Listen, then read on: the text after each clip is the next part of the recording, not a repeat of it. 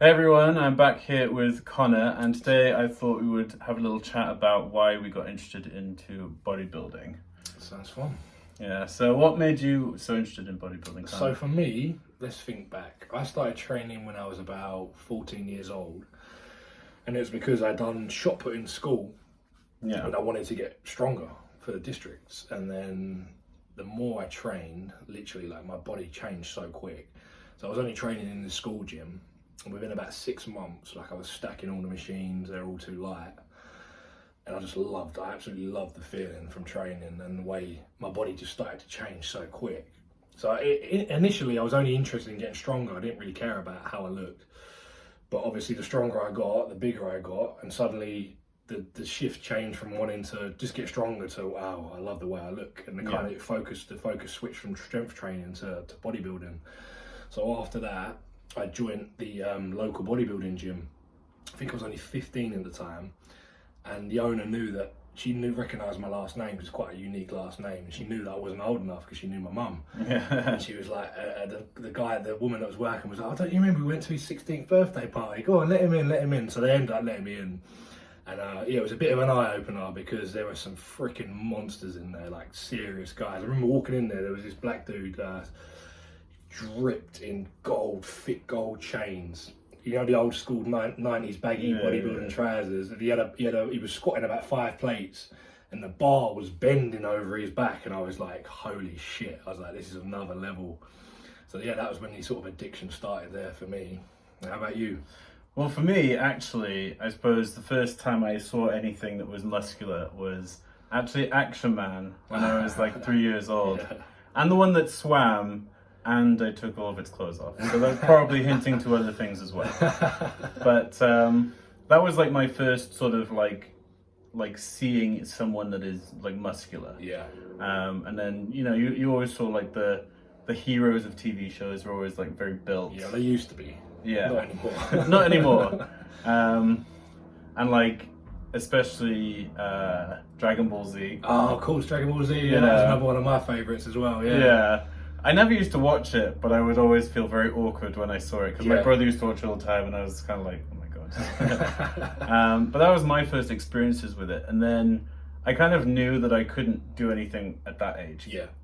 Because I just knew that all these guys were like adults. Yeah, that's it. Yeah. So I waited until I was 13, 14. Wait until I was 14, and I remember I was actually like very chubby. And I was the same. Yeah, I was like eating a lot and a lot of comfort eating and everything. I lived off of pizza and microwave curries pretty much. I was terrible. My diet was shocking. Yeah. Well, I think mine was a lot to do with being gay and not like knowing how to express that and sort of like comfort eating to make myself feel better. Feeling better, yeah. Yeah. And then I remember like being at the computer with like a lot of cake by the side, literally. Looking down and just seeing like this belly and just being like, God, I remember when I was younger and I just this isn't how I wanted my life to go. And I was just kind of like, well, I'm just gonna have to try and do something about it. So I remember I first started jogging in the morning. I'd like get up during the summer holidays at 3 o'clock in the morning when no one else was awake, so they didn't know what I was doing. And I'd jog around the school around the corner that I went to. And I was about a mile around. And it was horrible, but then I got really thin. Yeah. And then I started doing pull-ups on the tree branch in my garden. Because, at that age, you can't even go to a Yeah, gym. exactly, yeah. And my parents got me like two 10-kilo like adjustable dumbbells. Oh, yeah. I remember I used my bed as a bench. Yeah. And ended up knocking a hole through the wall at one point as well during some dumbbell flies. Oh, shit. Yeah, my parents were actually like quite understanding about it. I thought they were going to go nuts because Yeah. there's this big chunk out the corner, but they were fine with it. And then when I turned 15, went to a gym that was not as well equipped or lovely as yours sounds. It was a local leisure centre that hasn't changed since the 90s, really? since like the 80s Yeah. really. And I think if you went there now, you'd still feel like it was the 80s. And it was like this little tiny section right at the top of the back of the building. And it was like, they didn't even have an Olympic bar. They just had one Smith machine. Shit. There was just a couple of machines. Yeah. That was it. I think the dumbbells probably went up to 30 kilos. And that was my first experience in a gym. Nice. 15 years ago now. It's crazy, isn't it? Wow. Yeah. 15 years we've been going. That's madness. So I suppose the next question is, do you feel like you would ever stop doing it? Absolutely not. As long as I'm still healthy and fit enough, I'll always train. You know, I'll always bodybuild. It's something I need. I need that fix, that dopamine hit. Yeah, just everything about training I love. Yeah, I'd never give it up. How about you? No, definitely not. I mean, like I said to you earlier, there was like that moment moving here, where I couldn't move and my gym membership ended, and I didn't train, and I was just like eating junk food because I felt like so shitty. Yeah. And I hated it. I hated not going to the gym and not having that kind of. Give you a little glimpse of what it'd be like to not have the gym. Yeah, I just, like a week here and there, or it's like okay, an occasion, it's different. But yeah, when it's like not going for a month, I'm like, no. And I think especially for us, like we've literally built our whole life around it. Absolutely, we've been bodybuilding our whole adult life. You know, all adult, pretty much all of the teenage life as well. All the teenage years as well. It's our career, it's our passion. You know. So you mentioned health. So what's your opinion on health with bodybuilders? Because I know I always get that question a lot. Yeah, see, obviously bodybuilding, when you come to enhanced competitive bodybuilding, there are going to be times where it's not going to be healthy. There's no getting away from it. Certain stuff you have to take is going to have implications on your health. But that being said, that's why we are so healthy in other aspects of our life. We don't drink, we don't take drugs, you know. So we don't abuse our bodies in other ways. Yeah. And it's only for a short period of time as well. So obviously for comp preps and stuff, you're only taking these things a short period of time. So as long as you're monitoring your health, getting blood work done, checking your blood pressure. Obviously the blood pressure is the main killer for bodybuilders because you don't know necessarily you've got high blood pressure. So that's something that should be checked often. As long as you keep an eye on these things, you can absolutely do it and still be healthy.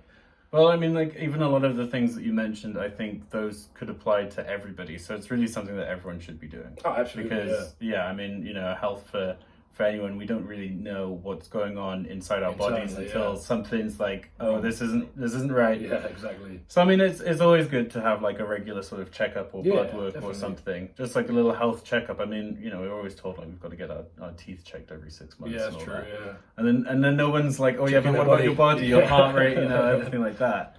I mean, I always say it because I get asked a lot about it, and I sort of say, because I always think people understand it more when you talk about cars. Yeah. It's like a race car driver getting into a really dangerous car that's just not fit to drive. They wouldn't do it. No. And this is our livelihood, this is our passion. Like, it wouldn't make sense for us to ruin our bodies so much so you can't do it do anymore. a competition. Exactly, So I think the problem is a lot of people do like to call themselves a bodybuilder. Oh, definitely, yeah. And they're usually the people who don't actually really understand anything about it. No, definitely. And I think the media likes to sort of latch on to those people, and then say sort of like, we'll see how unhealthy bodybuilding is. I think it's also a bit of a deflection too, because actually I've looked it up because I get asked so much, but the World Health Organization says that 8% of people every year globally die from alcohol. Yeah, I'm not surprised at that at all. Yeah. I'm not surprised it's not higher, to be honest. Alcohol is one of the most terrible things you can... It's the most terrible things. You can buy it anytime, anywhere, especially in the UK. I know I went to Canada and it was different. You had to go to like a specific shop, but in the UK it can be anywhere. Amazon, you don't even have to get out of your house. No. You can get it anywhere, and obviously, like, I've lived by pubs a lot, and there's a lot of fights, a lot of drunk drivers, a lot of everything. It's funny because a lot of the time, who are these people that are saying it's unhealthy? They sit on their arse all day long, they eat junk food, they take recreational drugs, they drink. And who's the unhealthy one? No, it's me, because I take a little bit of steroids. Okay, if you like. And eat rice and chicken and do cardio and all that stuff. But I think actually, like, I wasn't planning on going down this route, but it's sort of like a sort of very good example. I actually competed when I was a junior in NABA, and it was the second year. that I competed there. And I met a guy who was 20 backstage, and he was so lovely. I feel like I'm going to get emotional talking about it. But he ended up dying. Yep. 8 months later because of a drunk driver. Oh, wow. Yeah.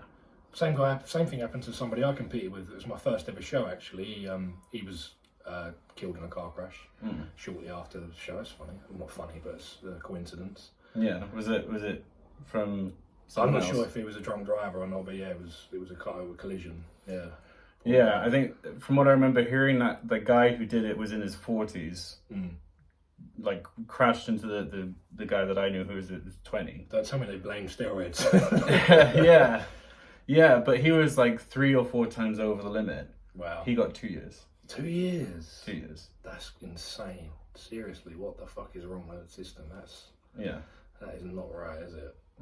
Christ. And he was such this guy that I can he was so nice, you know. Yeah. Like you wouldn't even think that you were going to go on stage and compete against him. It was just sort of like just very excited to be there. So I think that's what really annoys me about it too, is there's so many of this stuff that sort of goes around, and it's sort of just it's always bodybuilders that get blamed instead of actually like the really serious things that I think people need to focus on. Yeah, I'd agree with that. Okay, before we finish, is there anything that you want to add to it? No, I don't think so. Yeah, I mean, we've covered pretty much why I got into training. Done my first show when I was 19, so that was 10 years ago now. So 10 years I've been competing. Obviously, I lost a bit of time over the lockdown and stuff, so that sucks. But yeah, this year's going to be fun. Plenty of shows for us. Yeah. It's going to be a good time. It'd be a Transformation Tuesday. No, what was it? 10 years? What was it? That hashtag? Yeah. 10-year whatever. I can't even remember it right now. Okay, well, thanks guys for watching. Don't forget to subscribe, like, and leave a comment. Let me know if you want to see any more of these kind of videos. And we will see you guys soon. Don't forget to check out our OF pages as well for some extra content. And where can they find you on OnlyFans? Only. OF. Almost slipped out.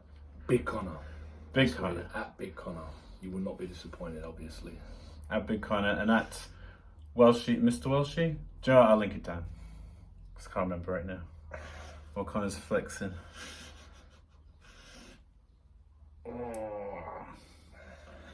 Alright, well, thanks guys, and we will see you soon. Bye guys.